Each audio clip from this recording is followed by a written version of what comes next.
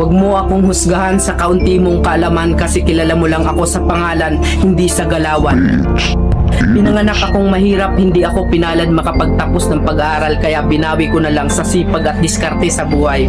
Oo, wala akong pinag-aralan pero kaya kong kumita sa lansangan na hindi mo makukuha sa taas ng iyong pinag-aralan. Bago mo ako husgahan, daanan mo muna lahat ng napagdaanan ko para malaman mo kung sino at bakit ako ganito. Huwag mo husgahan ng isang tao dahil sa natapos niya, dahil minsan kahit yung mga taong hindi man humahawak ng diploma, daig pa nila yung nakagraduate ng may corona.